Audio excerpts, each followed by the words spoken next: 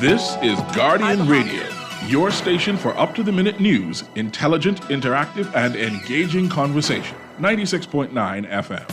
The views and opinions of the hosts and guests are their own and do not necessarily reflect the position of the management and staff of Guardian Network. The aftermath of every social revolution brings about change. Cultural norms and landmarks shift as our minds and hearts expand beyond the familiar. To everything, there is a season and a time to every purpose in the land of the living. This is our time to renew, revive, and restore the hope lost to the busyness of life. This is our time to dig again and rebuild from the storms of our past on a solid footing that holds. Welcome to The Foundation. The Foundation. Foundation.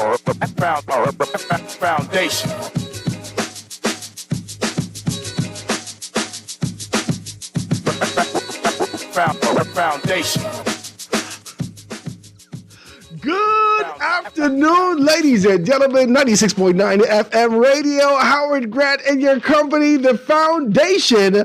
Really chopping it down on this beautiful Wednesday hump day as you get yourself prepared. You got your aim. You're looking at the weekend. You're excited.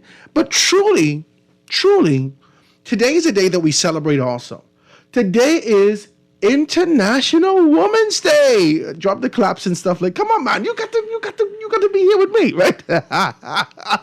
International Women's Day. I hope you guys are out there really being able to celebrate the person in your life and even giving them. I don't know whether or not today flowers. Do we do the flowers thing today in terms of recognition? I touched the papers today, guys. Make sure that you pick up your Guardian newspaper. Touch the papers today, and I say, is it Thursday?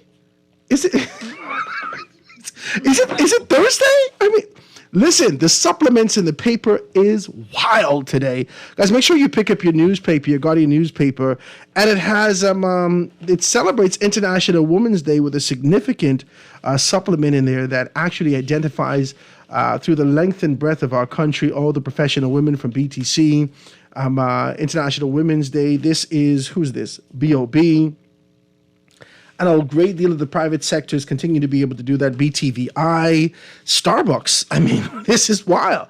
Ministry of Social Services. This is a plethora of women. We kept talking about this. We kept talking about the fact that, whilst women may not necessarily be at the helm, and, they're giving the proportions of women and men in the House of Assembly, every place else is disproportionate. I mean, truly, we can look and see that women are really out there doing a tremendous work from the administrative arm and executive arm of our country, being able to do a great deal of things. And we commend you. We commend you for all the things that you've done in your companies, for being able to identify you. I cannot take the time to call everyone's name today. But all those women, and especially the women in my life, my wife, my children, my daughters, even the little baby one, right? Because she's make daddy feel special sometimes too. Talk to me, right? She's the most important right now. The baby, right? The 8 month, she's the best. Amen.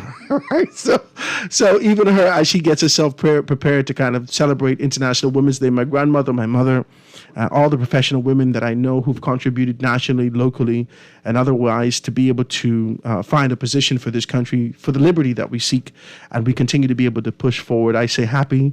I want to say happy independence, but happy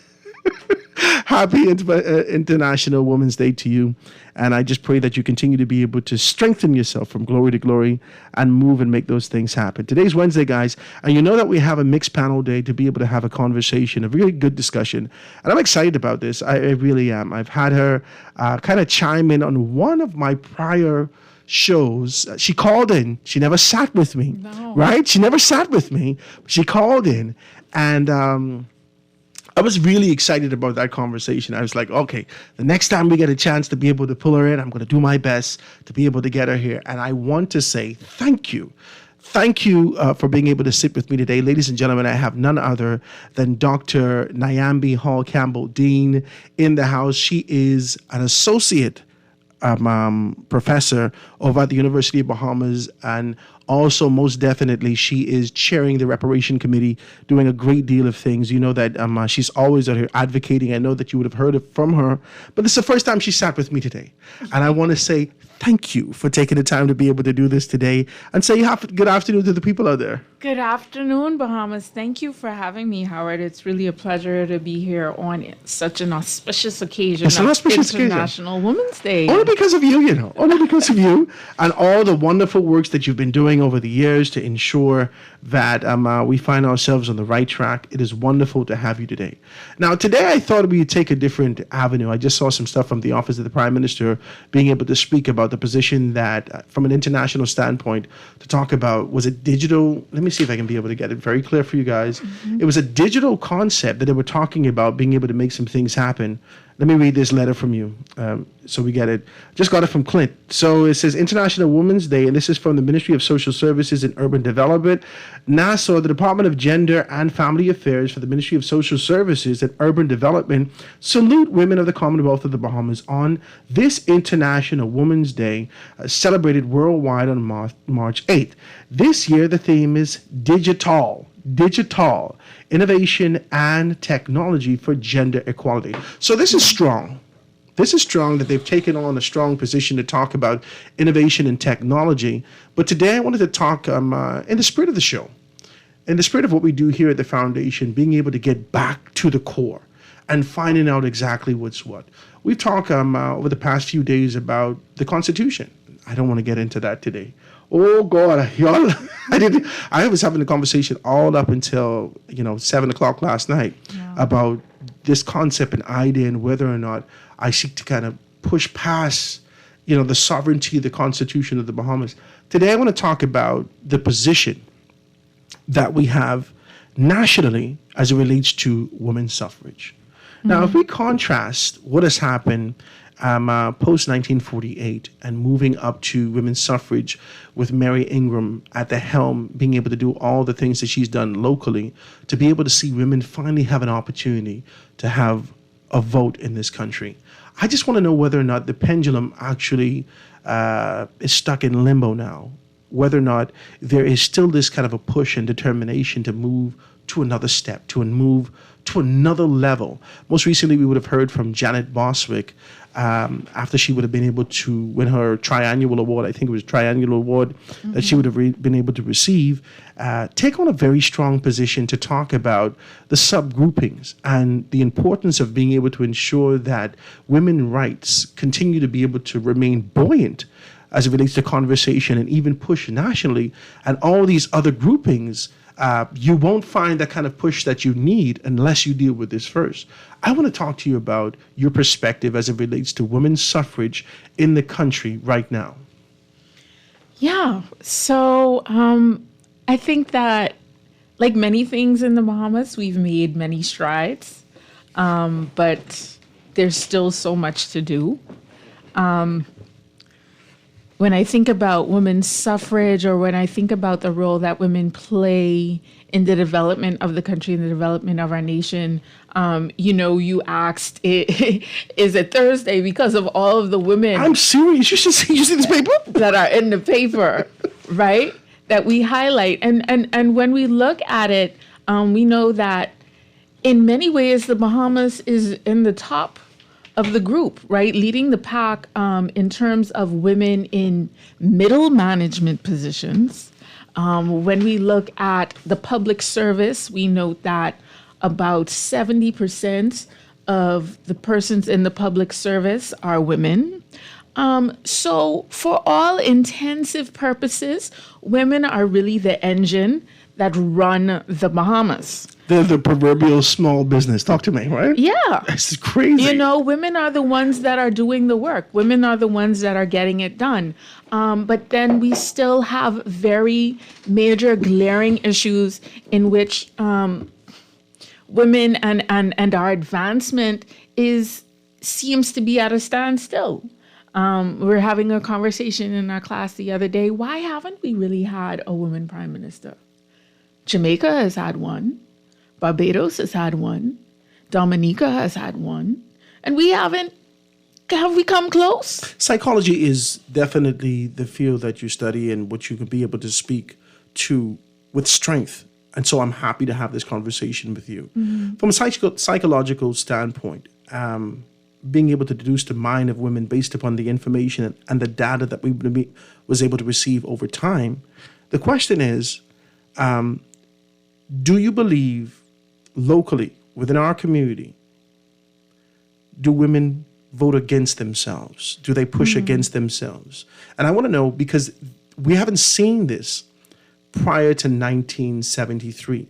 There was a unified effort not only within the College of Women that existed in the country, but the community at large, the broken Black persons, the poor, the working class people. There was community. But after 73 came a significant separation, almost a gulf, that persons found themselves in this kind of a pursuit for independence of themselves. I need to get this money. I need to do this for myself. And we lack the community. Has women fallen into that trap? I think that, when we put up 1973, and again, I'm glad you said I'm a psychologist, not the historian, right? But when we put up 1973 as the marker for independence, I think it's interesting to note, like, when we became independent, what fundamental changes actually happened in the country, right? Frantz Fanon has his seminal text, The Wretched of the Earth. And in it, he talks about the ways that those who are enslaved or those who are oppressed, that a lot of the times their dream is not necessarily to get free and just be have freedom, right? And to bring freedom to all of the masses. But a lot of times our role is just to take the place of the oppressor. And that's what happened. And I think that that's what happened. It was wild. That's a conversation I had yesterday. That is actually how I surmised the conversation yesterday. Whilst I spoke about the Constitution, and we had a great conversation with Professor Sidney MacArthur, Walter Thompson, I contend that this Constitution that was given to us was not designed for us. The liberation that we seek now, post 73, the independence, the opportunity, the expansion that we seek, male, female, Black, in this country, it seems as though that there is a glass ceiling and it was not necessarily designed for us. And so I feel the same way as it relates to this concept and idea for independence and whether or not we see the true liberty that we seek in this country. Are we really, are the shackles off, or is this just neo-colonialism? Is this just a shift? Has our master changed his hue? Right? So that's the kind of conversation I was having. And I wanted to know whether or not, through the lens of women's suffrage, through the lens of, because I'm fascinated by this. I'm fascinated by the fact that numerically, demographically, women command a great space in our country, but don't have the unifying power to make the change that they seek within their hearts. So talk to me about that. I think I would question, what is the change that we do seek in our hearts? Right? What is the change that we're actually trying to achieve? Take the lifeguard, take the vessel off. We're about to dive in. Because these are the questions I have. Yeah, and that's a question that I have too. I think, to be fair, the National Reparations Committee last week, we released a letter in response to King Charles writing the Governor General. And one of the points that we noted, he talked about looking forward to building a relationship, continuing the relationship with the Bahamas from strength and based on the resilience of our people. And so we responded in that saying, in 1957, and this is a quote that always struck me from Islanders in the Stream, but in 1957, right? So definitely my parents' generation, right? So really just one generation away. The Bahamas had the lowest ratio of persons to primary school education and secondary education in the entire region. So for every one person in the Bahamas that had a secondary education, there were 67 people who only had a primary school education. That's crazy. Okay, that's 1957. So when you think about 1973, right? That's what, some less than 20 years later, you have a brand new government. We're independent. We're a new nation. And we have to now build a nation with people that, for the most part, have no formal education. None. How do we do that? And that's the underdevelopment only in the area of education. We have not begun to touch the underdevelopment in the area of healthcare, the underdevelopment in the infrastructure, the underdevelopment in knowing ourselves. We wouldn't dare touch the deliberate, what seems to be strategic underdevelopment perpetuated by politics and politicians to keep us nestled in this position, to relentlessly give servitude to them. This is the neo-colonial concept that we're talking about. To believe that Black men and women who have now stepped over the threshold into ownership, into leadership, into this powered position, and fueled by a community that says, go ahead, we support you. You would think that they would at least reach back to ensure that they support us, not just with these superficial words, but in deeds and actions, in the application and modification to the Constitution for the growth of who we are as a people. But we're still here, whether it be women, whether it be gender equality, whether it be the inequality from an occupational standpoint, whether it be lack of access to education and information. We're always here back at this same juncture.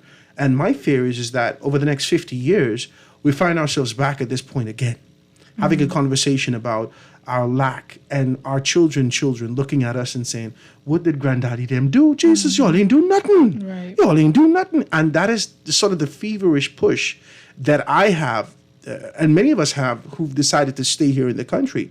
We have to get this right.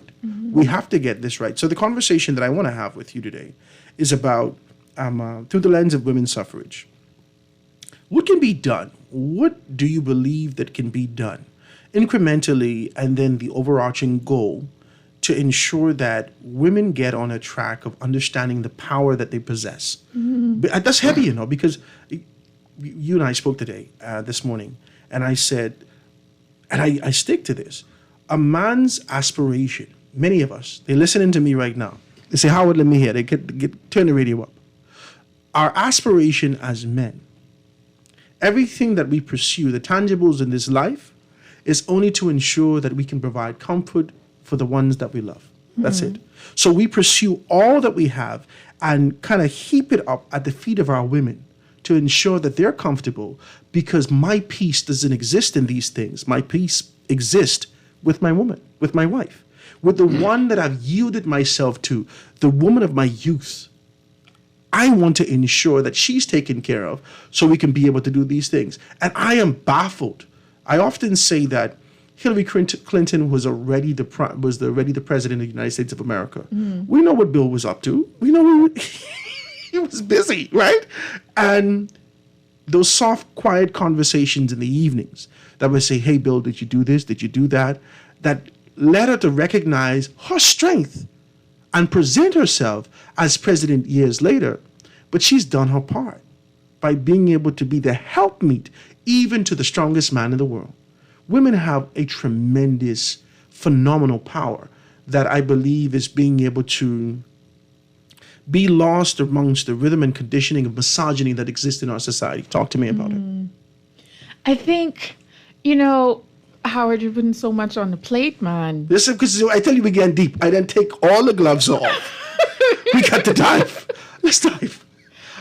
I think, so I'm a professor at the University of the Bahamas. I am a psychology professor For the most part, my classes are all female. For the most part. I would be lucky to have 10 male. I don't think I've ever taught a class where there were 10 men in the class at the University of the Bahamas. For all intents purposes, UB is a girls' school. Oh my God, you get me heavy today. Let's go. Let's go. For all intents purposes, it is a women's college when we look at the demographics of it, right? But with that in mind, I still walk into the classrooms and our young women, I may say something about feminism and there'll be a few sparks and a few eyes, but for the most part, they're looking at me like, what are you what? What are you talking about? Like, we're running this. We have good jobs. Women are straight, right? Look at UB. We're good. We're in college. We're getting our degrees. We're making money, right? And so I think that part of what has happened is we've bought into the lie that once we have a capitalist source of power, then we are fine, right? So as long as we can get the job, right? Pay our own rent, not that women are advocating to do that now, right? Because we want to, we want to have our own money. We want to slap this. Stop it. We know that deep in your DNA. You want ours and you want yours too. Yours is mine and mine's is mine. Okay, I understand. What you get. I understand. Right? But once we have the wherewithal to be able to do that for ourselves, then it's kind of like, well, what other power do we need? And then I say, well, y'all want to get married? Anybody in here wants to get married? And they're kind of iffy about it. Maybe. No, they say for the most part that they do. And I say, well, make sure your husband isn't a rapist. Oh,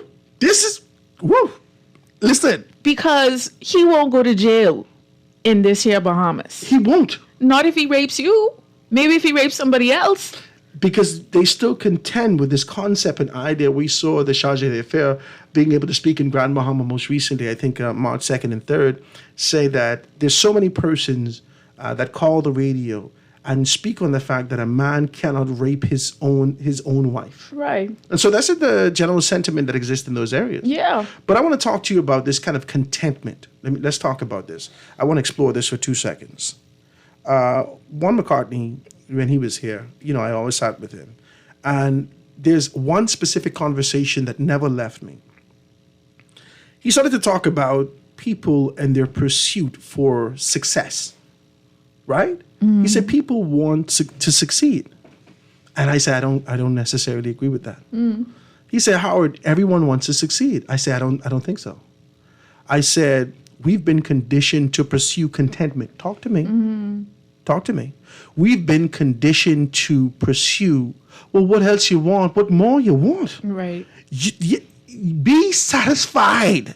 That's our conditioning as a people. And I'd like to know whether or not that kind of toxic waste of a conversation seeped into the mind and spirit of those who had significant aspirations in this country after they would have retained. Okay, I'll give you an example. I do Small Business Thursdays, right? Mm-hmm.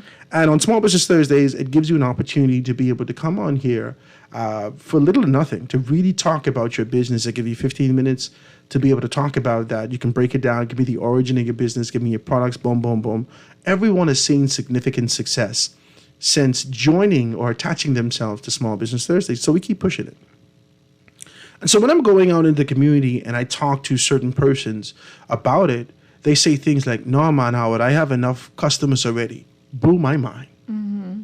No, Howard, I have enough already. That means I'll have to go buy more product. Then I have to get more people to work here.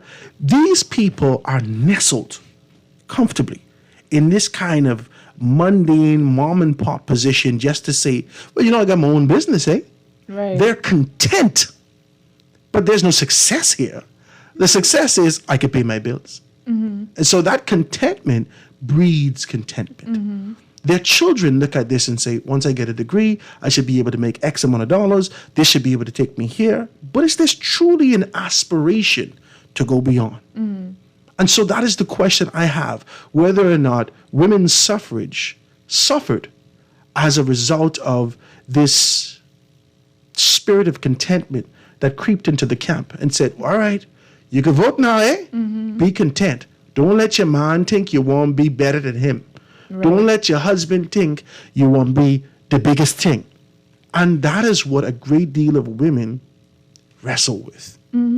Because in this space, I have great opportunity to interview both men and women. And so, I always get in people business. And in talking to people, I can assess very quickly the one who's articulate, who's savvy, who's creative, who is an extrovert or an introvert in the conversation between married couples. And sometimes I would watch the wife pull back in order not to kind of insult her husband. Yeah. Simply because, all right, I don't want him to think I talking too much. I don't want him to think all these particular things. Do you find that a great deal in our society? Absolutely. She said to me, like, Absolutely. absolutely, Howard, are you stupid or dumb?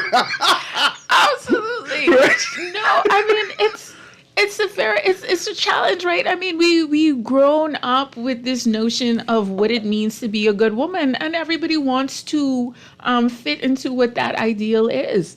And a lot of times in our environment, no matter how much you could go and work and go out of the house and do this and achieve this and get 1, 2, 3 degrees, at the end of the day, the good woman is the one that has the husband, right, the children, and can manage the household. Like, those are still the ideals in which we really rest our femininity and our womanhood on. And so, No matter your education. no matter, right? I mean, I've had people say, watch yourself, educate yourself right out a husband. All this school you go into, you can school yourself right out a husband. Oh, I get choked today. That's what I tell you. Right? But that's not what I tell my daughter. My daughter is about to be 15 in a week. Her birthday is in a week. March 16th is her birthday. She's going to be 15. And I've always I get angry with her, right? Because I say to her, baby doll, you have to educate yourself because this is what you will attract. I do not, and I don't mean anything by this.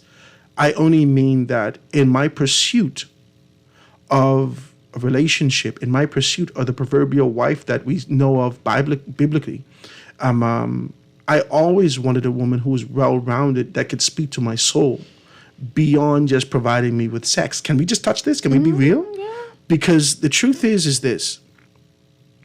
There are relationships that men would get into and say, man, this woman wasted my hand. I have a better relationship. Come on, I just want to touch wow. it. I just want to touch it. Yeah, men talk like this sometimes. And this is me being decent as possible to kind of structure this accordingly, right? Men, despite their inability to articulate and understand what they need deep within themselves, they know that this relationship cannot yield what I need for the next 40 years of my life.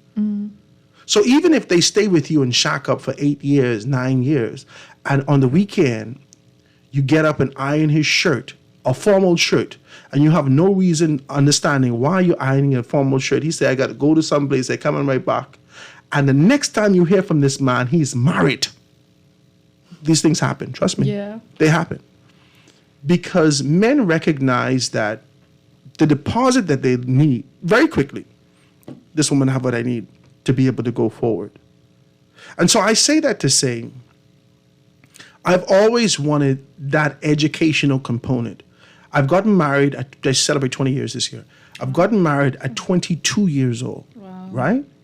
Because I wanted to grow old with this woman. I wanted to go through tribulation with her and with grace, eventually look back and say, baby doll, you remember the time we did this, this, this, and this?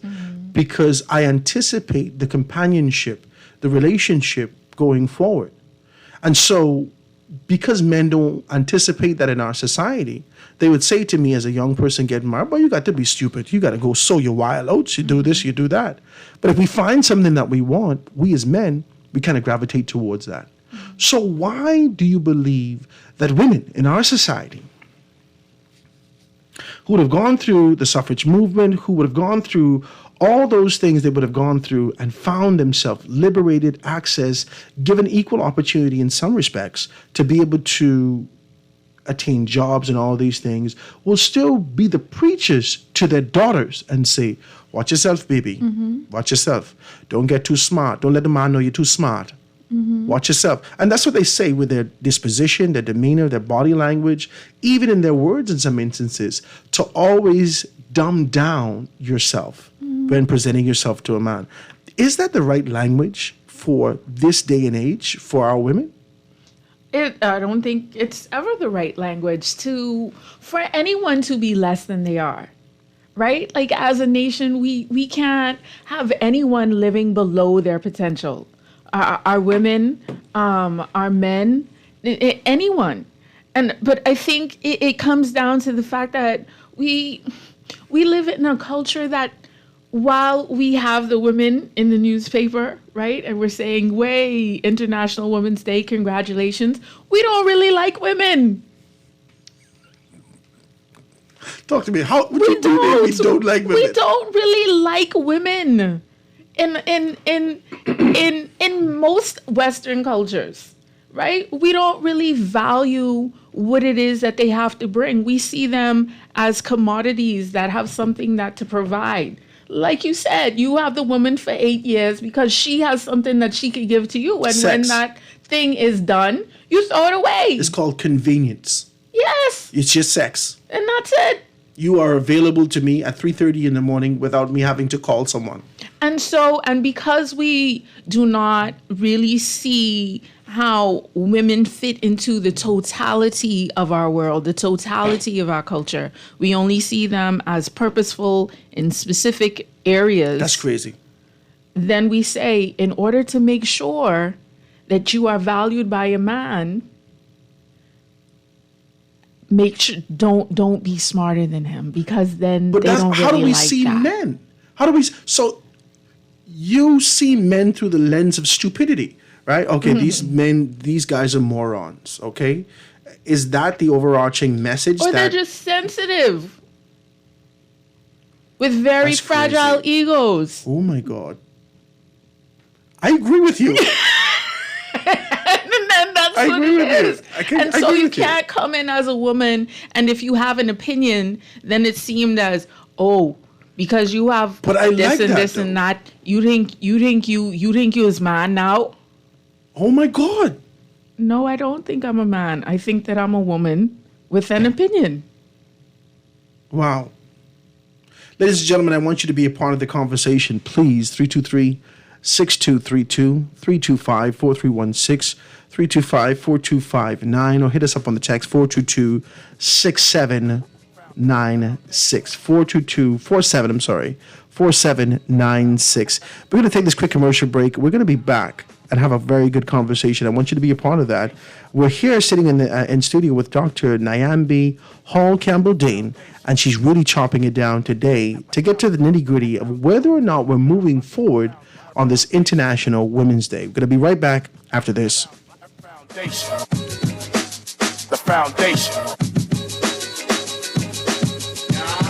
The Foundation with Howard Grant is brought to you by Alive, Commonwealth Bank, Davinia Grill Foods, J.S. Johnson, Mobile Garage Technologies, and Popeyes. The foundation. The Foundation. We'll be back right after this. The foundation. Guardian Radio and the Foundation are on the move. Bahamas, this one's for you. SBT, Small Business Thursdays. Every Thursday, the Foundation with Howard Grant will highlight small businesses throughout the country, far and wide. Your products, services, prices, and personality. We want to hear it all. Get your 30 or 60-second advertisement heard on air at a fraction of the cost. We here at the Foundation understand the times and don't want you to be left behind. With Guardian Radio, you reach your specific demographic, and it is unmatched. We reach thousands daily. Get your products off the shelf and your services in their hearts. Small Business Thursdays with the Foundation, only on Guardian Radio 96.9 FM. For more information, call 302-2300 or the Help Me Howard line at 827-0111. SBT, Small Business Thursdays. Get your business moving today.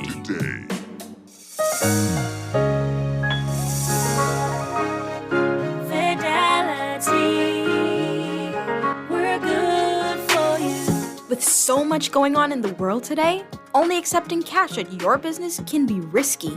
Let Fidelity offer you and your customers safety, convenience, and the flexibility of a fixed or mobile terminal.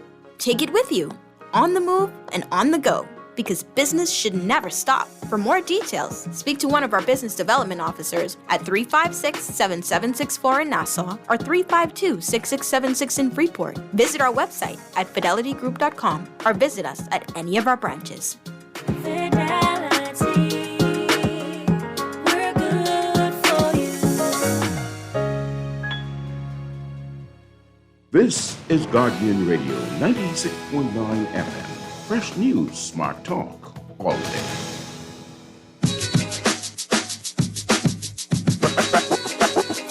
Foundation. Foundation. The foundation. The foundation. Foundation.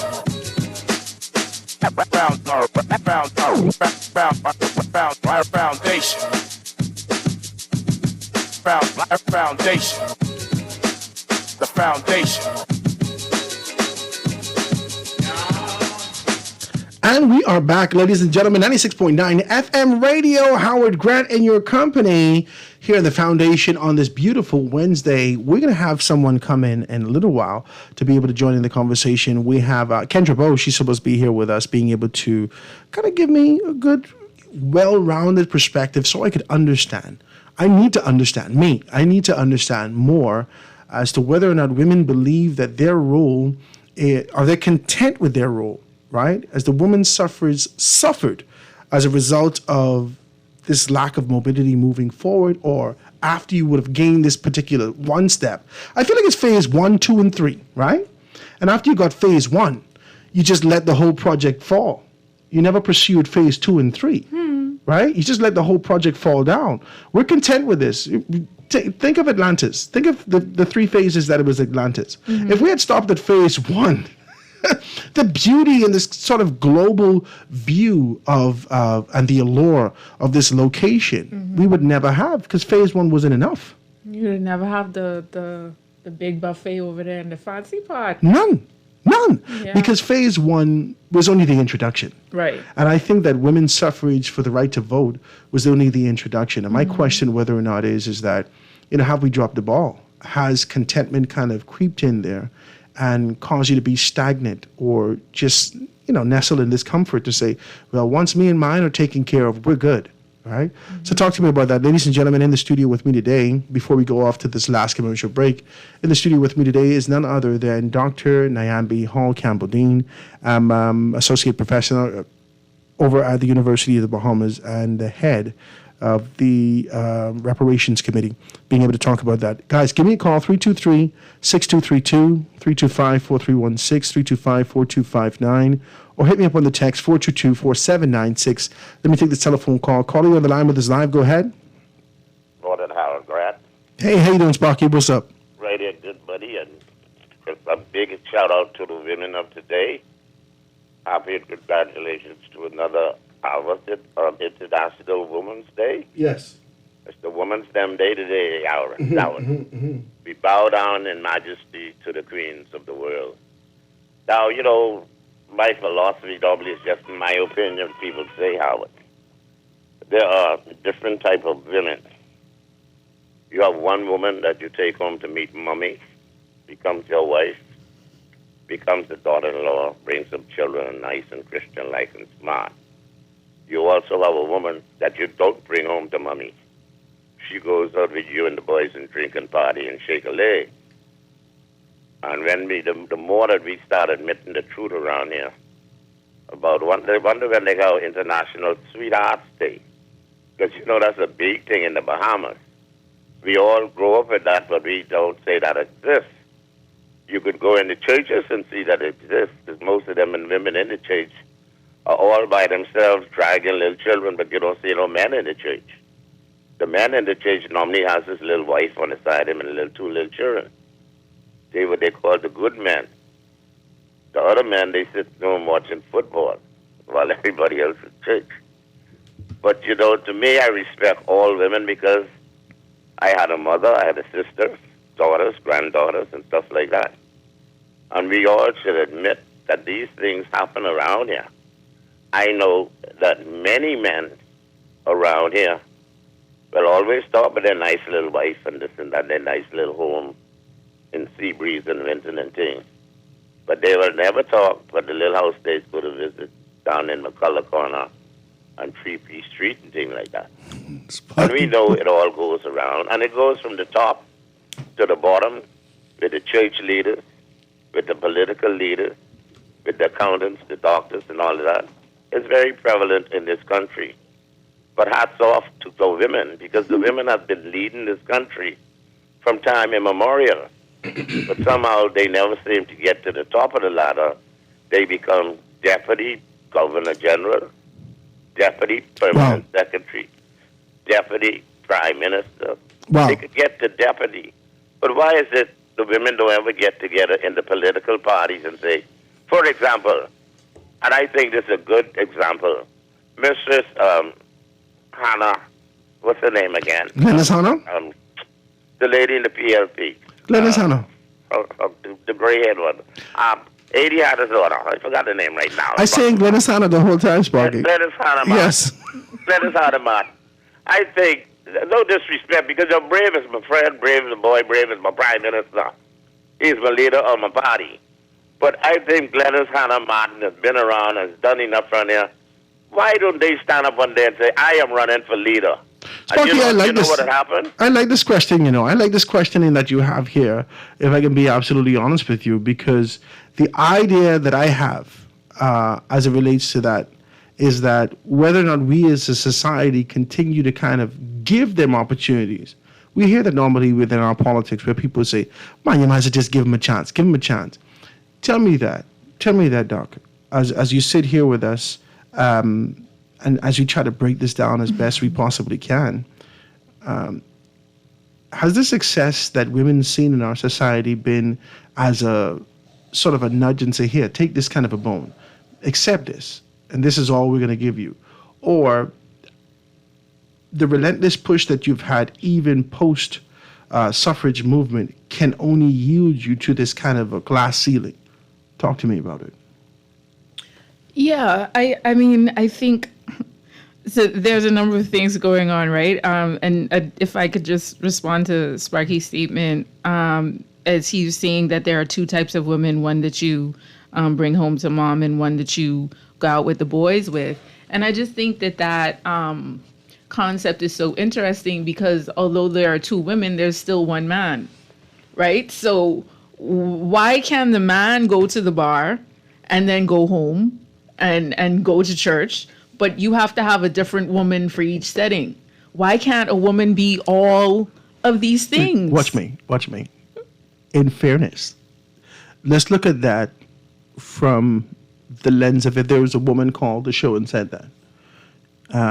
There's often this concept and idea that there's a plumber, there is a mechanic, there is a businessman. So we hear these things socially, that a woman would have a different man for every need in her life.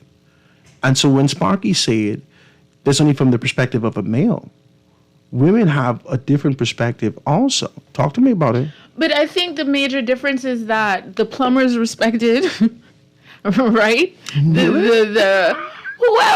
does each one of those positions is respected, but with the concept of the woman, it's like one is respected and one is not. Okay, right? Yeah. That if you're a respectable woman, then you can't do these things. And I think that it's like, how do you get all the way to saying we have a female prime minister if we don't start from the place of saying a woman can be respectable and still go to a bar?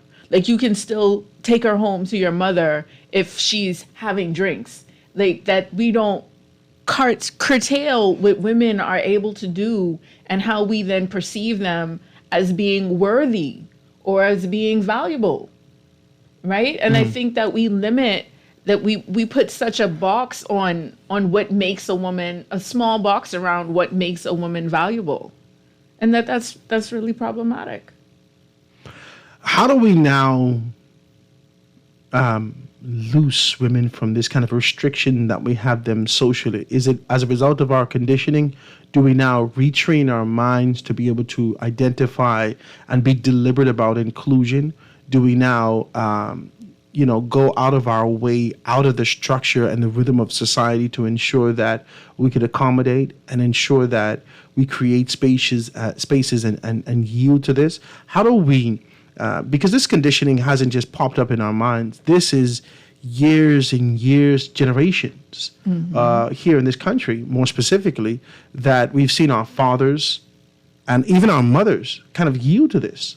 And so this is just a natural, okay, so when they say sweetheart, and they just feel like this is a natural pastime for Bahamians. And it's an unnatural thing for us to be able to just be so common and casual about this. They even make jokes about it in church. In certain churches, well, this particular denomination, they do sweethearting. There's denominations, and these are the things that they say in our society. How do we move away from those things? I think it takes all hands on deck, right? So it takes inclusion. It takes recognition of diversity. It takes us being really honest about how we feel about women in society and how we value them. And it takes men to start advocating for women, right? We can't just have issues where we perceive them as, oh, that's a woman thing, or the Bahamas Crisis Center, that's a woman thing. Oh, Equality Bahamas. On the Women's March that Equality Bahamas had on Saturday, I remember looking around at one point, and there was one male, one on the entire property. And I was like, what's really going on, right? How can there be just one male at a women's march? Something to say women and men in the Bahamas deserve equality and equity. On Mother's Day, everybody is like, oh, my mommy this, my mommy that, and you take my... But where are you when it's time to really stand up for the rights of women? And we need men to do that, right? And I'm not saying that men need to jump in and speak for women, but men need to support women as they're advocating for themselves. I like this conversation. Now, I know you got to go at 1. Yes, Can you squeeze me some more time? Talk to me. Tell me the truth. 15 minutes. Okay. Guys, we get 15 more minutes. I'm so happy. We're going to take this commercial break and kind of get into it. Sparky, do not kill me. I know you're trying to figure out, well, Howard, why you cut me off. We only have a limited amount of time with our guest, and we wanted to kind of get her to be able to speak about some stuff. So, we always can be able to have a good conversation with you. So don't get offended by that. This is 96.9 FM, guys. FM radio, Guardian Radio with Howard Grant right here on the foundation, being able to chop these things down. We're having very good conversation on this beautiful Wednesday. We're hoping that we have Kendra Bowe join us at the 1 o'clock hour. Let's take a break for news, and then we're going to be right back after this.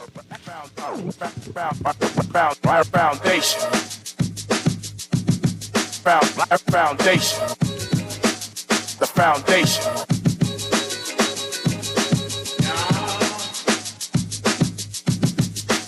The foundation.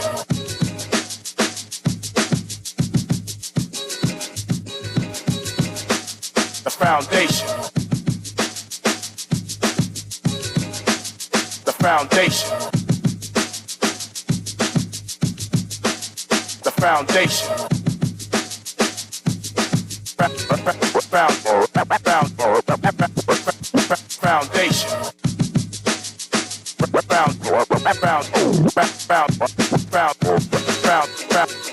Foundation. The Foundation. We'll be back right after this. The foundation. The foundation.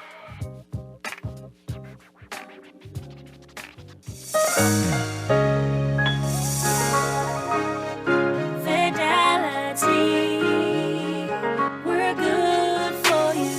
Whether your business is in store, on the go, or both, Let Fidelity work with you to maximize your customers' payment options with a fixed or mobile terminal so that you never miss a sale.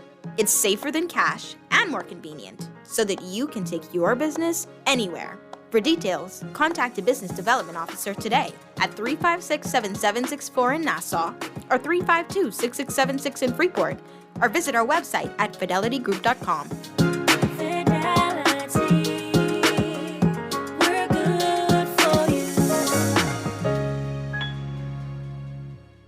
This is Guardian Radio 96.9 FM, Nassau, Bahamas. Foundation.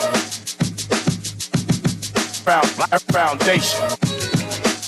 The foundation.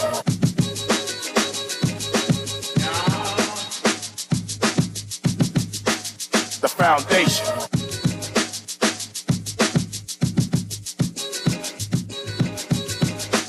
The foundation. The foundation. The foundation.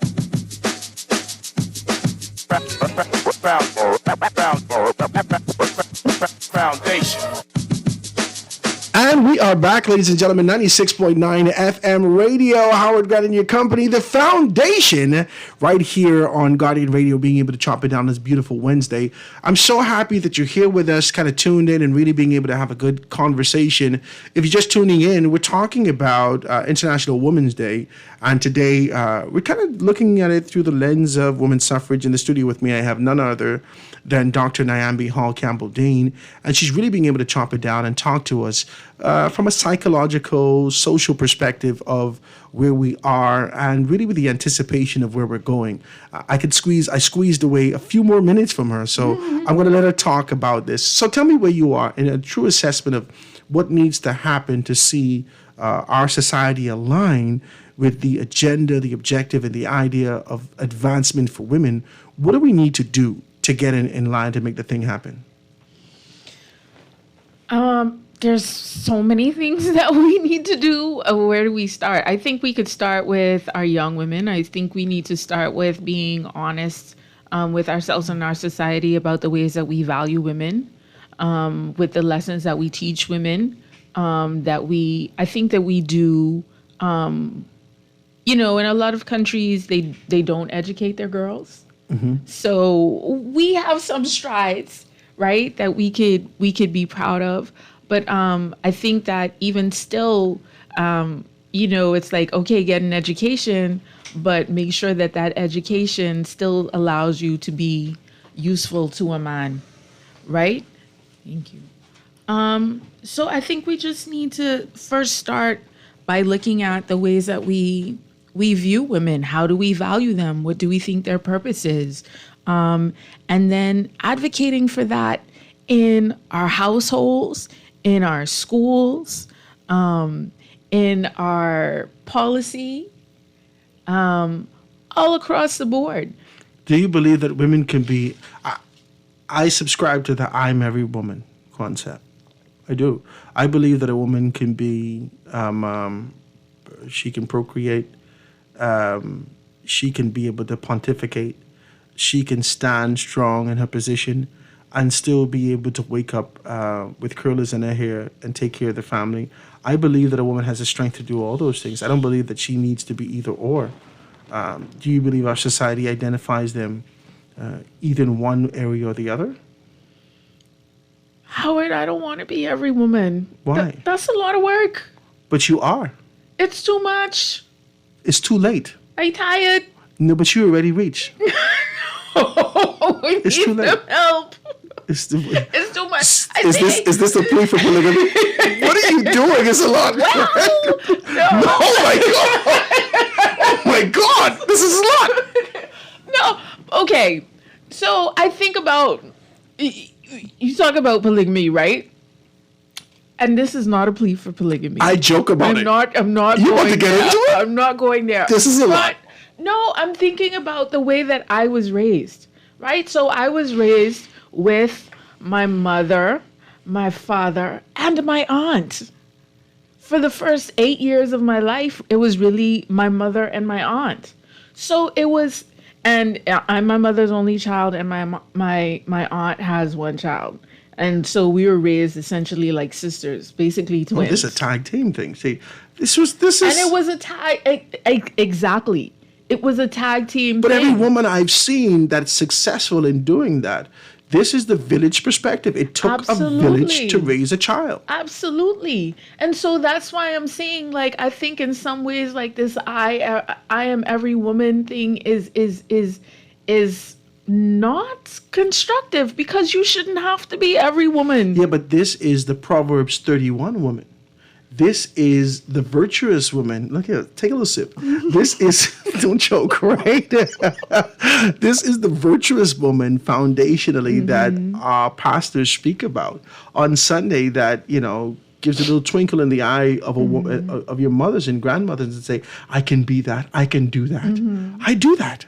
I am a virtuous woman. Absolutely. Right? So the virtuosity hasn't subsided. You still have that. You still have those particular elements. And the beauty about, I believe, our society now is that my wife doesn't have to play every role. She doesn't. Like, I cook, right? I take care of the children. I clean. I bathe the children. I cut behind when it's when it's important in terms of discipline. I do all these things because I'm there.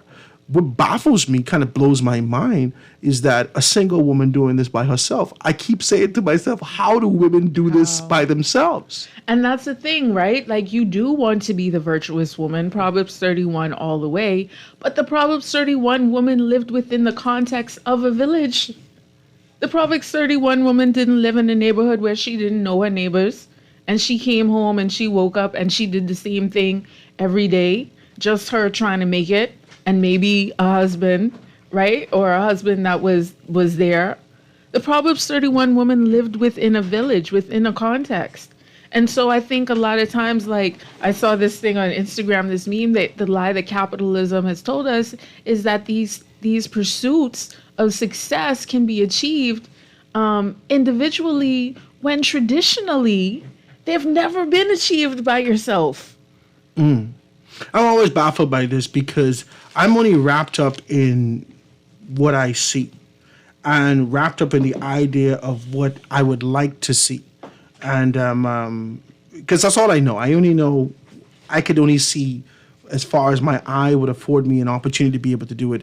Ladies and gentlemen, I have my other guest has stepped in the studio, Kendra Bow. I'm so happy to have you, Kendra. All right, you're looking wonderful on this International Women's Day, red right out, right? Smell good too. Did you just come from a convention? You need to stop it, right? It's too much, right? Right. So I just as far as I can see and what I know. Okay, let's break this thing down. I know men and the indecency that exists with therein. I know them. I know what is the projection socially, but I know those quiet conversations that exist in the barbershop and in other quiet spaces over a drink that makes me to understand, oh my God, perversion lives here. Bing, bing, bing, bing, bing, bing, bing, right? It's, oh my God, indecency lives here. This man is a liar. He's a whole pastor out here. And this is, I'm telling you, I know this. And because I know that, because I was present at the table when a 60-year-old man would come and say, boy, you know, that young girl, I tell her if she wants something to, you know, she wasn't driving. So I told her if she wants something, you know, just go out. I took her out. And I know the indecency that exists thereof. And I've known this for a very long time. And the only thing I can do is prepare my daughter to not need these filth of men. That's all I can do. That's the only thing you can do, Howard. Should I go and lock these men up? You could tell them you're indecent and you're out of order. That doesn't help. You can call them out. They would smile about it and say, boy, you don't know the half. Let me tell you something. They're proud of this. They wear this as a social badge. They're proud of this. Maybe you don't know this. I'm telling you, these men, for them to open their mouth and say some of the things that they do, they're happy about this. And they believe that socially, all of us men should do the same thing. This guy asked me the other day in the barbershop, he says to me, he said, Howard, you ain't got no girlfriend, you ain't got no little sweet thing on the side. So I said, no, man, I need my wife. He said, are you serious? So I said, yeah. He said, boy, somebody must tell you can get cancer or die if you get a swimmer, because I can't deal with one woman, right? This is the mindset that exists here. And this is what my daughter have to contend with.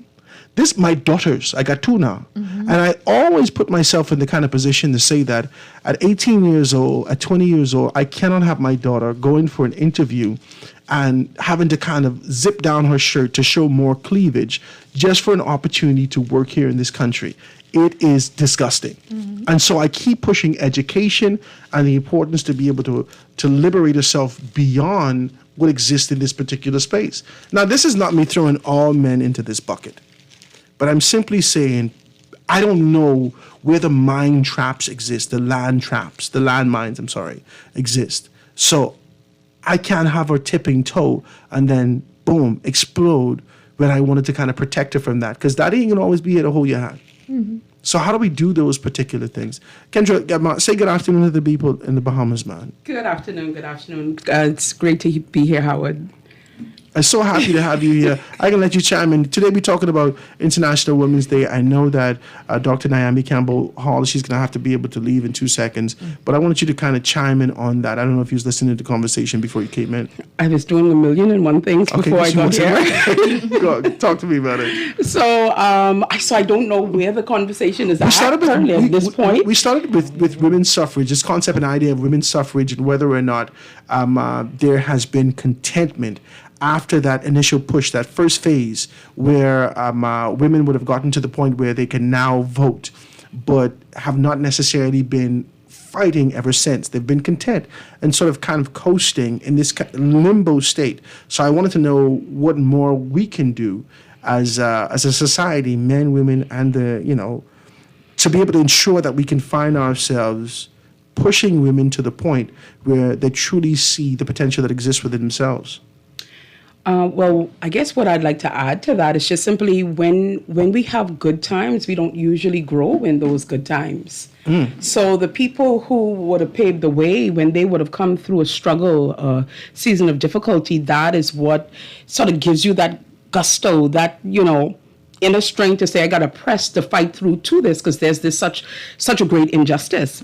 And I think that for those who come on the heel of that, and I think not just in terms of with the women's suffrage movement, but I just think if you look at the civil rights movement as a whole, like after Dr. Martin Luther King, like what really has happened in terms of the civil rights movement, after they've changed the 13th Amendment and all those different things, it's like whenever I have to travel to the US, like I always feel just a little clinch of uneasiness because like I don't know, based on these social media videos that go around, like, am I going to experience something like what I see in these videos? So I get an uneasiness.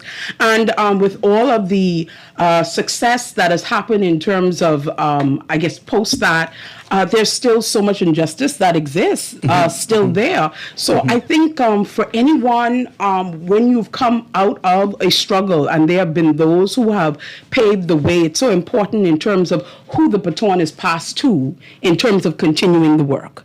And so I think the question is more so what's next?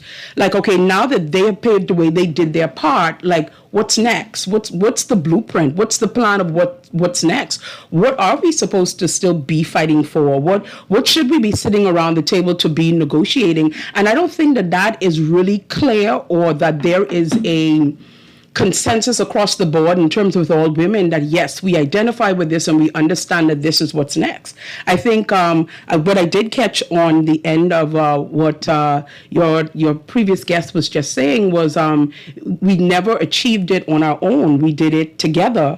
And so I think that there is a silos, like you're by yourself. It's a solo man thing. Like once I could get mine, I'm good. And not that sense of community, like we're in this together, we're building and we're doing this together.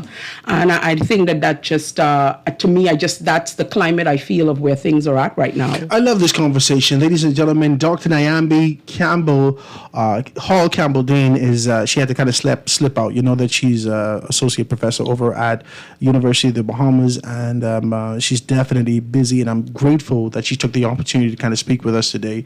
We're going to do our best to kind of get her back here to really be able to break these things down and analyze it from a psychological sociological perspective to see if this is the path that we're going on. So look forward to being able to see and hear more from her here on the foundation. I'm going to take this commercial break. We're sitting here with Kendra Bowe, kind of breaking this conversation down on International Women's Day, right here on this beautiful Wednesday. The foundation, Guardian Radio 96.9 FM radio. We're going to take a quick commercial break and be right back after this. Foundation. The foundation. The foundation. We'll be back right after this. The foundation. The foundation. The foundation. The foundation. Tired of banks forcing you to use technology to bank the way they want you to? Your convenience is important. So no matter what your banking needs, Commonwealth Bank's friendly staff are always available in branch for that personal one-on-one service. But when you choose technology, our online and mobile banking app offers you state-of-the-art functionality. The choice is yours. Commonwealth Bank. Bank the way you want. Carifta is almost here, and the Live has partnered with TCL for you to capture gold at the 2023 Carifta Games. Switch to Alive and get a free TCL 30 Plus or TCL 30 SE on select Alive postpaid plans to share pictures and videos of our Bahamian athletes as they hit the tracks to win gold. Visit your nearest Alive store or mobile van location and come gold with us at the 2023 Carifta Games. Divania's grilled food and products are now open in the Kenneth Plaza, Prince Charles Drive. Come, you must try their jerk chicken, jerk pork, and all their amazing grilled food. Grilled daily to perfection, using all their amazing sauces made right here in the Bahamas. Divania's, grilling good food for life. Call or WhatsApp Divania's today at 817-4468.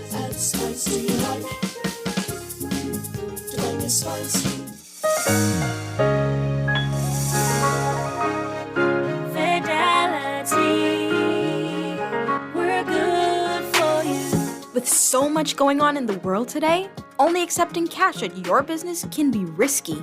Let Fidelity offer you and your customers safety, convenience, and the flexibility of a fixed or mobile terminal. Take it with you, on the move and on the go, because business should never stop. For more details, speak to one of our business development officers at 356-7764 in Nassau or 352-6676 in Freeport. Visit our website at fidelitygroup.com or visit us at any of our branches. Fidelity, we're good for you. This is Guardian Radio 96.9 FM. Fresh news, smart talk, all day.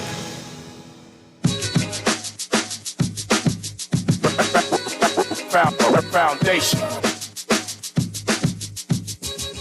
Foundation. The foundation. The foundation.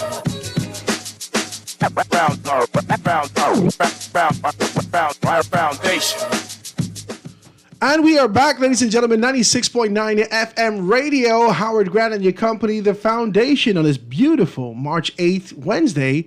Today is International Women's Day. We're having a good conversation about women, their position, post-suffrage. That's the sort of lens that we started off with, the spectrum, the approach that we took as it relates to being able to have this conversation and really mounting it up and preparing it or presenting it to society. I wanted to look at it through the lens of women's suffrage. I just believe, and we had an awesome guest, she only could have given me an hour, and I do appreciate stealing a few more minutes from her, extra 15 minutes. She had to slip away, but she made commitments that she's going to be back with us again. That's Dr. Nyambi Campbell. Dr. Nyambi Hall Campbell, Dean from over at the University of the Bahamas. So she's going to be back with us. I'm grateful for that. But, this is a friend of the show. She's dynamic in every aspect. Kendra Bowe sitting with us today and really being able to give me the second arm of these particular things. I want to talk about some stuff. At the beginning, we talked about the psychology associated with how women are viewed how society has kind of set it up. How I said something to Dr. Hall, and I said to her, I said, man, I believe that women can be every woman. And she said, Howard, that's an exhausting thing.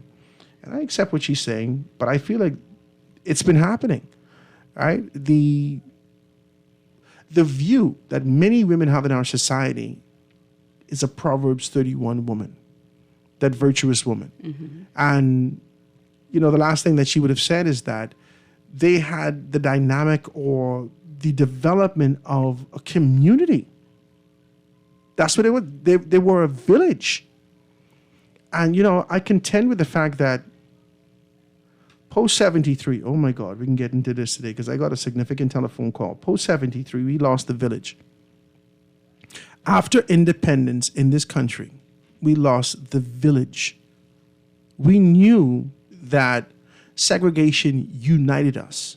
We knew that the separation from Bay Street and over the hill, we knew that we were unified in the effort for buoyancy and survival. Driving on the road today, coming here on Cowpen Road, there's still pockets of foreigners. I don't know the nationality or who they are, right? But we look at them and we assume that these persons are of Haitian descent, and they're going for jobs and whatnot. And so I look at them and I say, wow, these guys are working, all right? And I said to my wife, I said, what's an amazing thing? If one of them have it, all of them have it, because they are in perpetual survival's mode as a community. We knew that before. We knew, and that's why creativity such as ASU and other things like that had to kick in.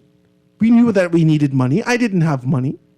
But if you could get yours done this week and I give you the money, somebody else could get theirs done the next week, so forth and so on, then we can grow as a community. After 1973, that's left us.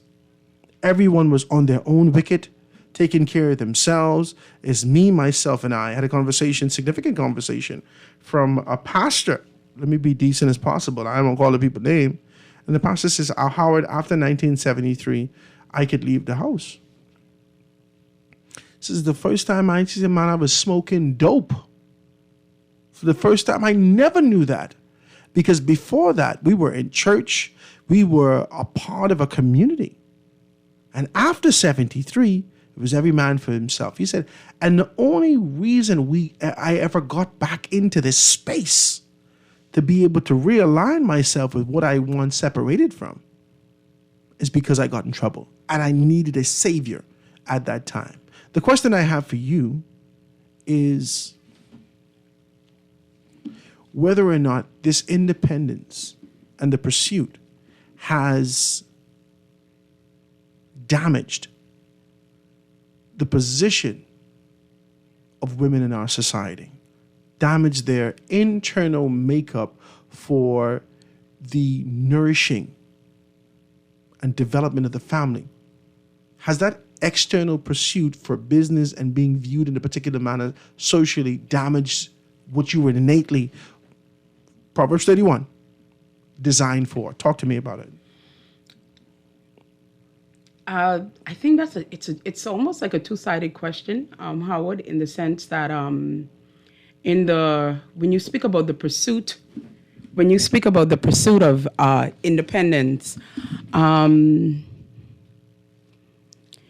I'm not sure if it's in the pursuit of independence, and I don't know if you're viewing independence in terms of in the pursuit of our rights, in terms of for equality, if you're viewing independence in that way, or independence to say that we are equal with men, or independence in terms of a sense of I want to do what I want to do, and so I'm going to walk away from. No, I'm talking about 1973, July 10th, 1973. Mm-hmm. The day that we as a nation have identified our separation from our former masters. Mm-hmm. And in separating ourselves from our former masters, we've left a lot of the allegiances that we've had, both men and women, behind.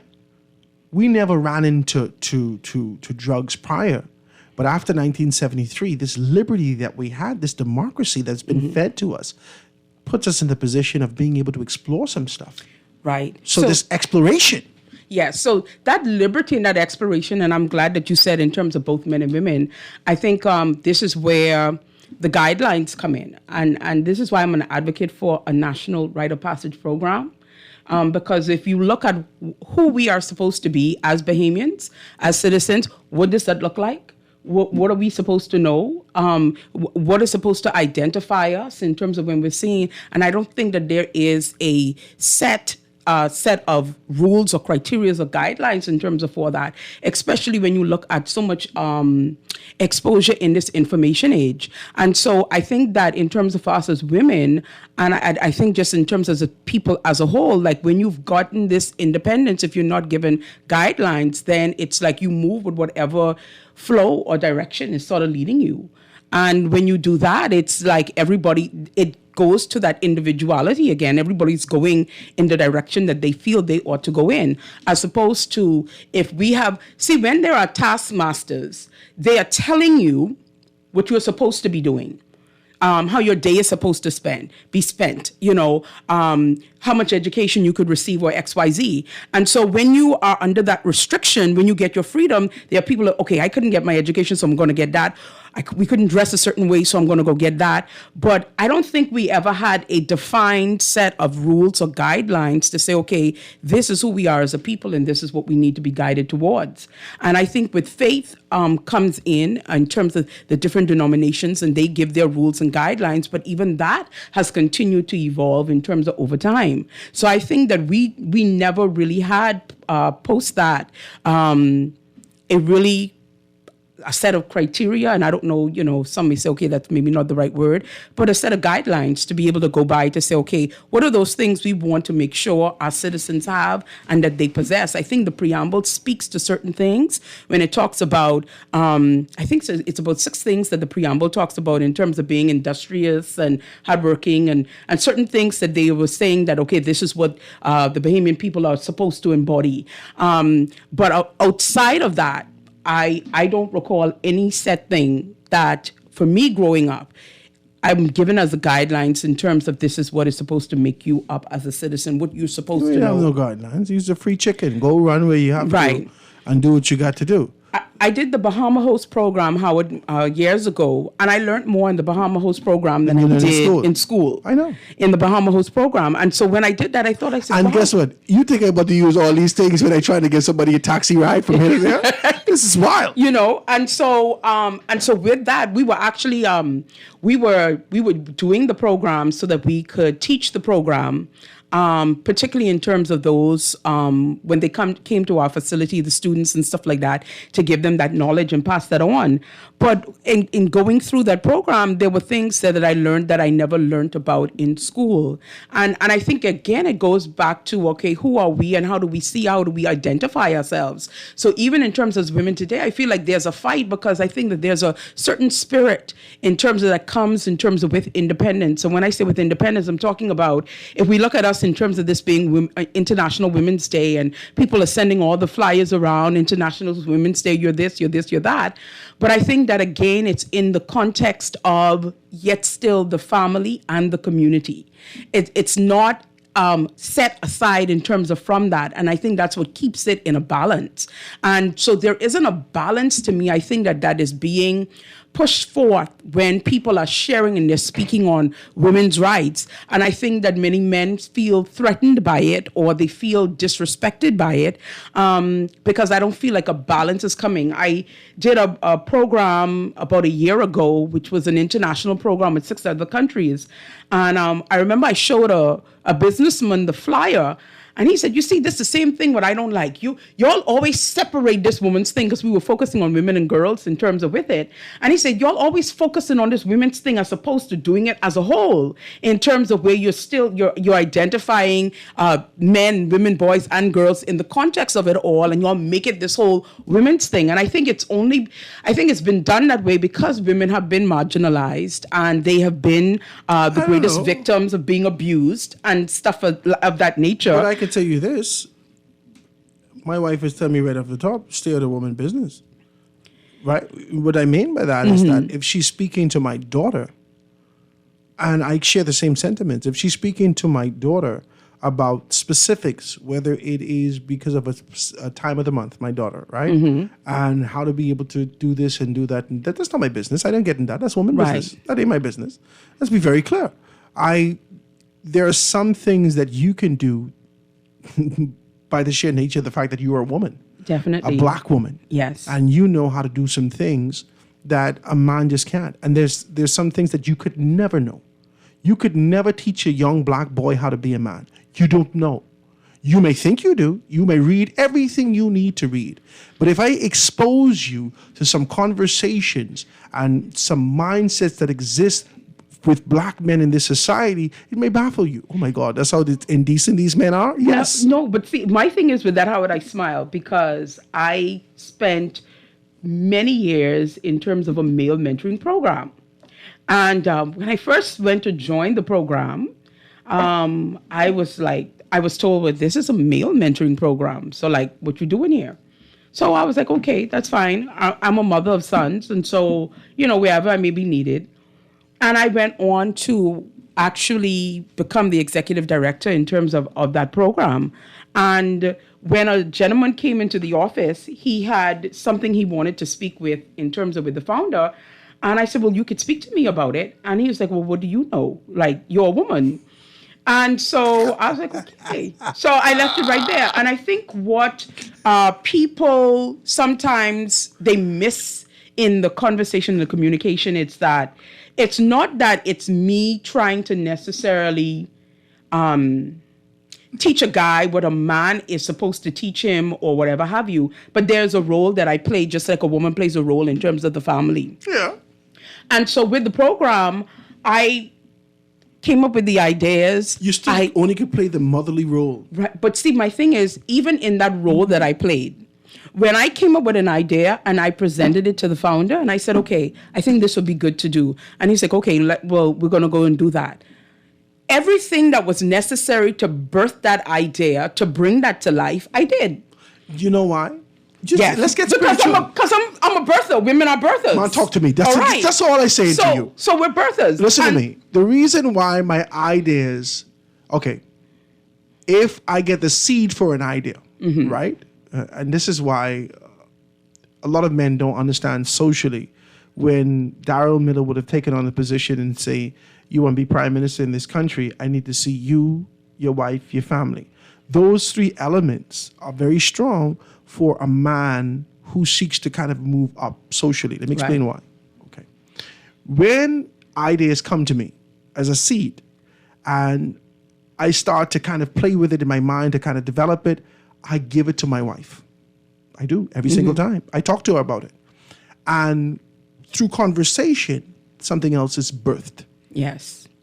Because that's what she does. She's an incubator. She takes it in, she absorbs it, she understands it, so forth and so on. And together we could kind of deduce it to be able to move forward. A lot of men don't understand that significant element. And that is why, foundationally, men could be a society or this idea that could exist that behind every strong man is a strong woman. Yes. That's where it comes from. Yes. Because you can't get to that other step without having this feminine quality. Because all my seed was by itself. No matter how good it feel or look or whatever the case may be, it only came by itself. How do we now give this to someone to be able to put life to it? Right. And that's what I do. But you said something I want to be able to point out to you. You started to talk about the rite of passage program, right? When I hear things like the rite of passage, I hear repetition. I hear regime. I hear the necessity for incorporate, and I could talk to you like this. You got good faith, praise Jesus. The necessity for being able to incorporate a rhythm to change this kind of idle time that you have on your hand. Yes. You got idle time on your hand. Let me occupy that with this particular thing. Most recently, I've been watching, and I keep telling people, you got to watch this. I've been watching The Godfather of Harlem. Okay. Right? Godfather of Harlem is with Bumpy Johnson, and the Harlem Godfather, he was in this particular capacity playing Bumpy Johnson, and the Nation of Islam is a part of it. Okay. And the Fruit of Islam is a part of it. Okay. And I came to the conclusion in watching this, and then I got to go to my Google and read it, The entire nation of Islam was founded on criminality. These criminals who created an organization, not for transformation, but to incorporate a regime, a rhythm. Okay. And incorporating this, the only thing you did was occupy this immediate time on their hand, not to go and pursue darkness, but you prepared them. You've never transformed them in their mind. Mm-hmm. My point to you is that even in the preamble, right? Even in the preamble, even in the overarching umbrella of who we are as a nation, right? And we can incorporate the Constitution today. Even from a constitutional standpoint, we are a Christian nation. And the foundation of Christianity in stepping into that is being transformed in your thinking, mm-hmm. right? Whilst the idea of being able to put order and a specific social rhythm to these unoccupied times, there still needs to be, these unoccupied hands, there still needs to be social and mental, spiritual transformation for the growth that we seek to be able to have. And that's from a woman's perspective. Yes. And that's from a male's perspective. And that is what Dr. Martin Luther King possessed. That is what the father of labor over here, Sir Randall Fox, possessed. They had a spirit of meekness that came from God, and that's what allowed them to be so impactful in the work that they carried. And I think that's the difference in terms of with them and that movement. And I heard a whole big discussion on this and what is now the Black Lives Matter movement in terms of it's the spirit behind it. And people do not like these conversations mm-hmm. because anytime you incorporate faith and spirituality to these concepts, they reject it. Right. Because people only deal with what they can see. But there is an unspoken, unseen, intangible thing that's happening mm-hmm. behind the scenes. Yes. Because my father often says to me, don't matter what a person, if you think a man can steal from you, he can never steal anything from you. A man can never steal your ideas. That's what he says for me. Mm-hmm. As soon as they take it, and men don't understand this, because they still thieves. Mm-hmm. But as soon as he takes your idea, without allowing you the opportunity to be able to expel it, to carry it out, to be able to see it to fruition, to be able to organize it, to manage it, so forth and so on.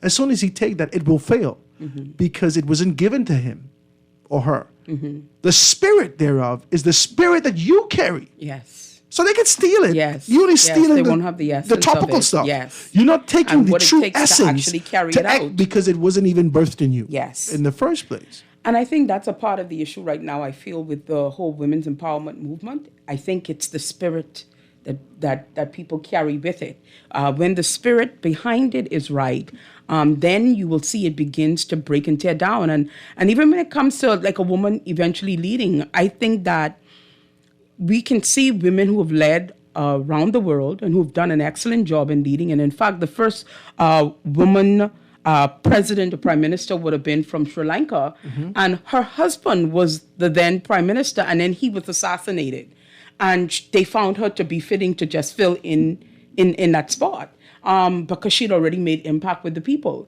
And so I don't think that it's a matter of, oh, you're pushing women forward to say women are better than men and they could do it so much better. But I think when the spirit of leadership exists in a woman and she understands her role, she understands her space, wow. she still is respectful of wow. a man, and she knows how to lead when she needs to lead, but wow. she knows how to submit when she needs to submit. I think people will respond to that. And so when she embodies... But that's undeniable. Yes. That's undeniable. That is not up for discussion. Mm-hmm. That is not up for referendum. That is not up or debatable where though democracy exists, there will always be a landslide that gravitates towards an undeniable leadership and the spirit of leadership that exists thereof. And I think that's what's seen in Mia Mottley from Barbados.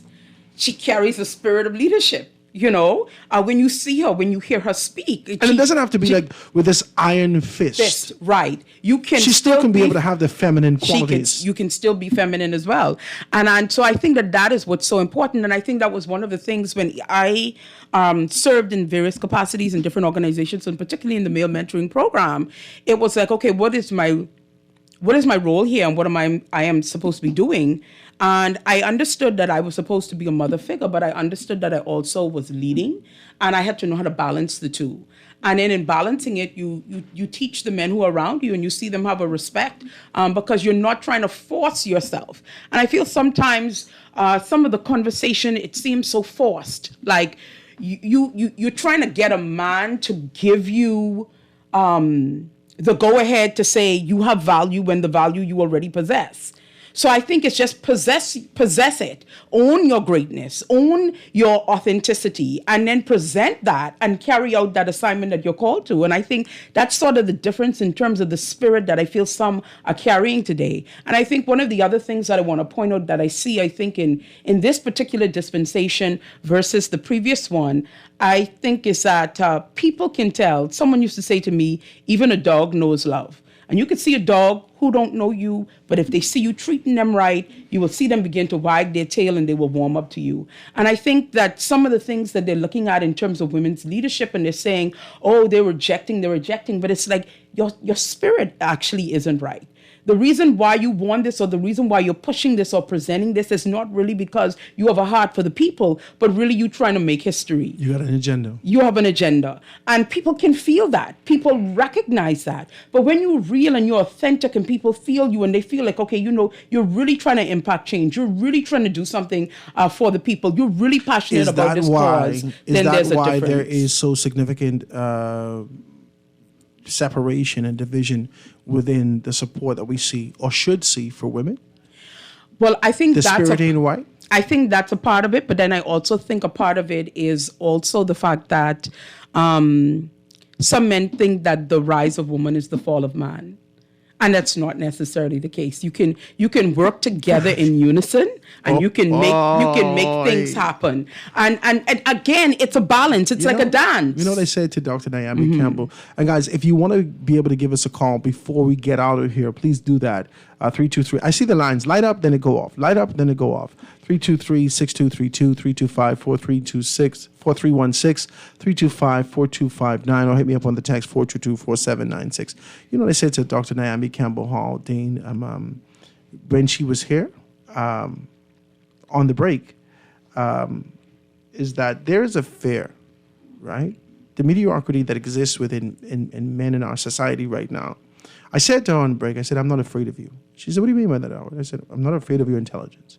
I'm not afraid that you exist and you can articulate and you're smart and you're this and you're that.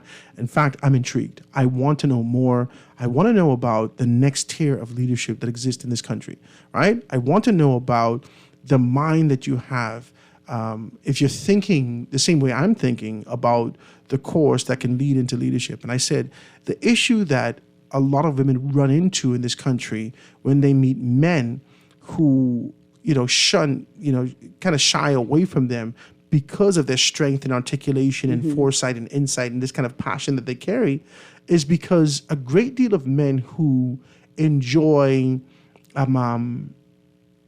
sort of the spoils of victory in their political dispensation and position is as a result of the fact that they've gained that simply because of social promotion or proximity, not education, not this kind of endurance. Okay, yeah, so they got this paper to say that they're qualified for this position. But we know that a great deal of men, even vying for top positions in this country, they don't have the critical thinking concept. And it's difficult to have a conversation. I'll give you an example. A lot of traditional persons will call the show for me and say, and talk, but send me like a layout. Send me a layout to see what we're going to be talking about, right? I really don't know my show like that. Right. My show is a topic, some bullet points to say that this is what we can talk about in my mind. And then I say, this is what we can talk about generally, right? The only reason I reach you because I feel like you could talk about it. But if I have to break down everything for you so you could feel comfortable that, okay, we're having this kind of a conversation, then I have to question myself whether or not I want to have this conversation and this confined. Because if I break it down like that, I might as well just go do the research and do the show myself. Talk to me. Watch me. So my point to you is that they need to be aware. They're not prepared to step into the unknown. And stepping into the unknown has always shown me that when I listen to them, proximity afforded you this opportunity. I want to add something before I forget it, though, Howard, to what you said. You mentioned something about education, and you said you was not intimidated in terms of by the lady due to education. But I think one of the things that I feel is lacking in my current generation is a spirit of wisdom. And I say a spirit of wisdom because you have to know that when you get your education and you smart, you know how to put things together, you still have to know how you sometimes need to be able to flow within you don't attain wisdom. Right? Watch me. Let's get deep with the thing now. Mm-hmm. Wisdom, knowledge, and understanding is not those things. Those are the things that we pray for. Right. These are not physically attainable. Education is. Right. Correct. Right?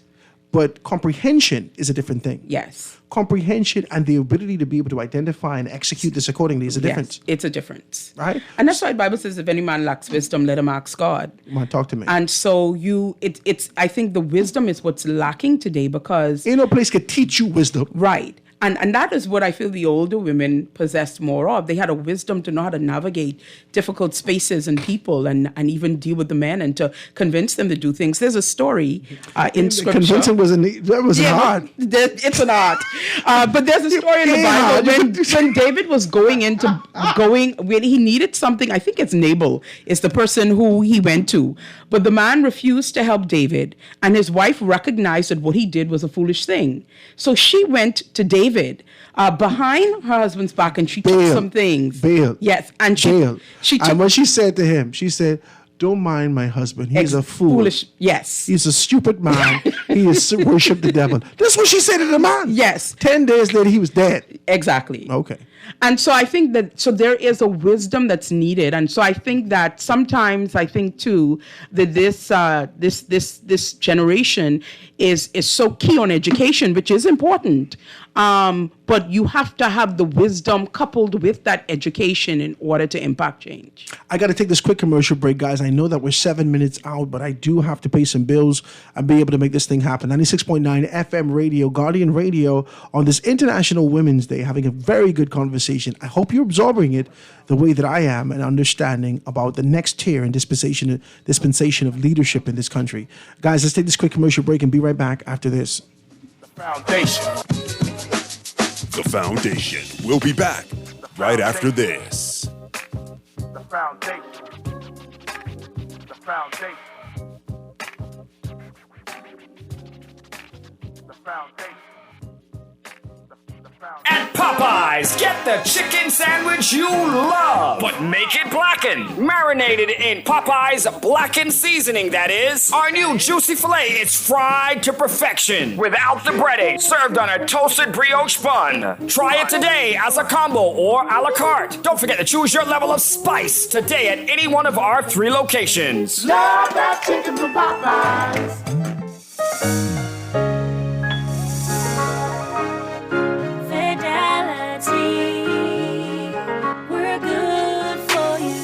Whether your business is in-store, on the go, or both, let Fidelity work with you to maximize your customers' payment options with a fixed or mobile terminal so that you never miss a sale. It's safer than cash and more convenient so that you can take your business anywhere. For details, contact a business development officer today at 356-7764 in Nassau or 352-6676 in Freeport, or visit our website at fidelitygroup.com.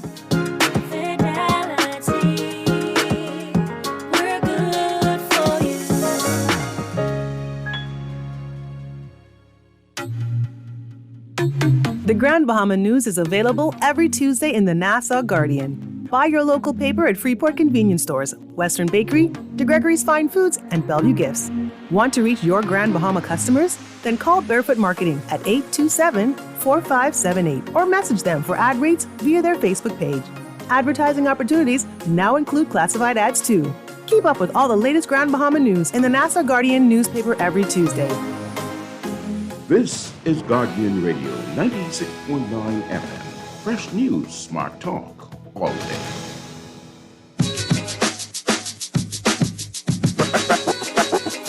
Foundation. Foundation. The Foundation. The Foundation. And we are back, ladies and gentlemen, 96.9 FM radio, Howard Grant and your company, International Women's Day here on the foundation, being able to talk to the next dispensation, the next tier of leadership, well, actually leaders now, from that particular perspective, and really being able to find out, in my view, right, and what it is that you're going on the journey with me, right? As a listener, you're trying to be able, you're really navigating the way that I think, right? So I'm introducing you to a lot of the thoughts that I have about my society, my community, right? And some of the things that I anticipate or I feel like these are some significant roadblocks. Today, I had what I believe to be an absolutely gorgeous conversation, a wonderful conversation with two people who I admire tremendously, right? Two women who I admire tremendously. Now, we've had a conversation at the beginning of the hour with none other than Dr. Nyambi Hall Campbell-Dane, who is the associate or assistant professor over at University of the Bahamas, and also the chair of the Reparations Committee. And we have a very good friend of the show now in the second hour, being able to come here and talk with us, none other than Kendra Bowe, and being able to kind of deduce some things and dissect some stuff. Now, listen to me. Both of you are absolutely dynamic.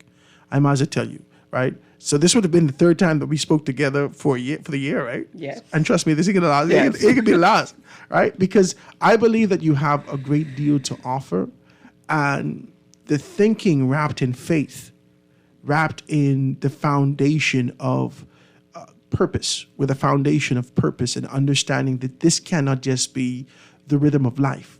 There must be a true essence of being able to push forward towards something that's richer, realer, for preservation of people, man, to be able to move forward. It's what I hear from you. And so I want to thank you for being able to come here with me today and sit here with me today. And I want you to wrap it up and tell me about some of the aspirations that you have for women on this International Women's Day as we move into our time of Jubilee. I want to share. Yeah, 1 minute. 1 minute. Quick little story. Yellowstone National Park, I think it was 1995, they had removed all of the foxes or the wolves from the park. And everybody thought that this was a good thing because the wolves were so dangerous. They were doing all of this and that. And they removed the wolves from the national park, and the national park began to die because the wolves were necessary to the ecosystem of the park. And so what ended up happening is, whichever animals that they were supposed to eat, those animals, then it was more of them. So the rivers then didn't take the same turn. It was like they did a whole story on terms of how simply the removal of these wolves started to cause the national park to die. Literally, it changed the whole ecosystem. And I think that what has happened is that I think it's important to know on this International Women's Day is that men are needed in the equation. And I want women to remember that. I think if we look in terms of the story of how we were created, men are the foundation. And I think that it's important that we continue to respect our men and honor our men, and that as we fight and champion for the causes of women and the things that are needed. So I'm not saying that these things aren't needed. It's understanding how do we do it together. It's understanding how do we do it without trampling our men or feeling that we have to disrespect them or then redefine necessarily our roles within the family.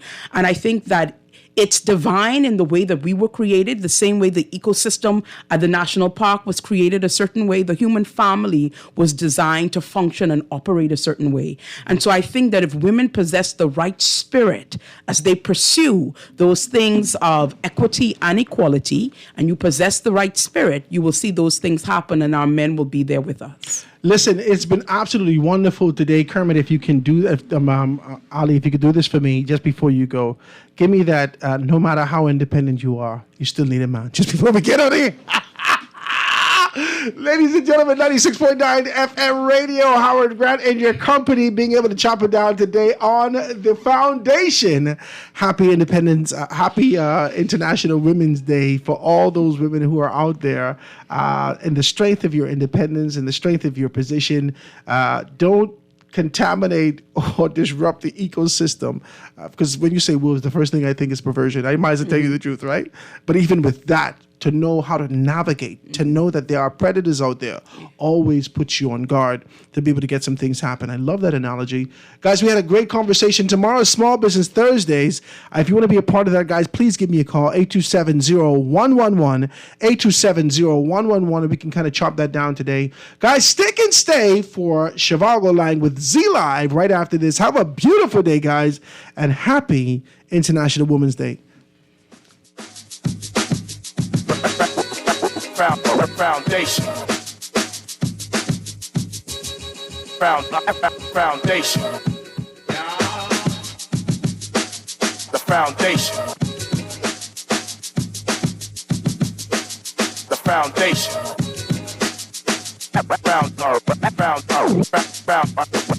Foundation.